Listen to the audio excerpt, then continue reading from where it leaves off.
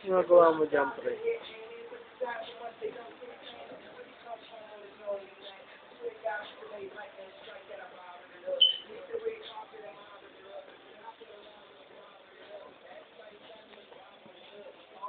Dami pa rin na.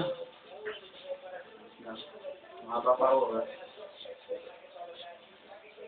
Ako hindi nabawasan ah. Hindi naman, gano'n karami. Binasot na ako. Gano'n nakikip? Oo. Ang ano lang, conversion. Picture na naman. Oo, syempre. Ayan mo, nakakatakas pa lang ng isang bundle. May isang bundle pa. Isang bundle pa lang yan. May direct pa to. Parang ano nag-ano ng mga down-down dyan ah. Bento tayo down. Dami. Isang bundle pa lang yun. Dami! So parang nagagawa mo, ilang piraso pa lang yan. Ayan pa lang. Ito wala. May direct pa itong mga to.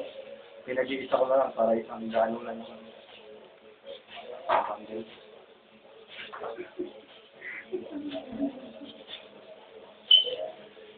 Talagang yan yung inuna mo sa pag-review ah.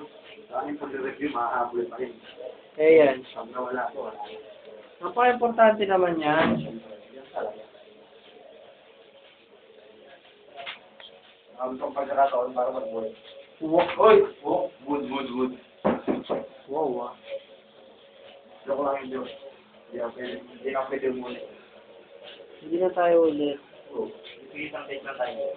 Matibay yung sigurisa. Siyempre. Makapagsayo mo.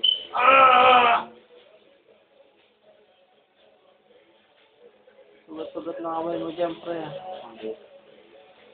Ang lahat ng pagod ko yan. Nakakita ko yung wala na. Grabe yung mga tinik niya. Galit na galit yung mga tinik niya. Bumuhay yung mga tinik niya, no? Sige mo. Ayan o. Kita-kita ko nga yung mga tinik eh. Sulit na sulit eh. Hindi nga pa.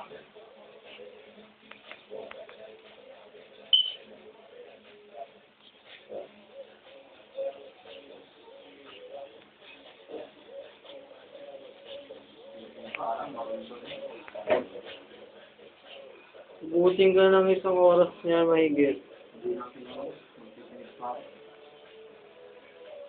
May mag-detect ako dun mga kung ano yung titin.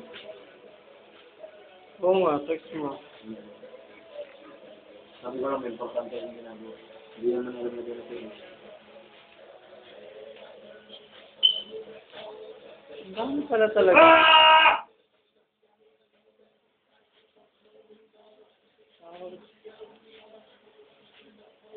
Ang dami na. Ang katama ng tinik niya, no?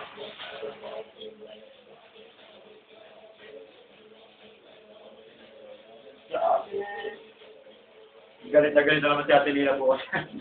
Kalilinis niya ng kanina. Naglinis ba siya dito? Doon sa labas.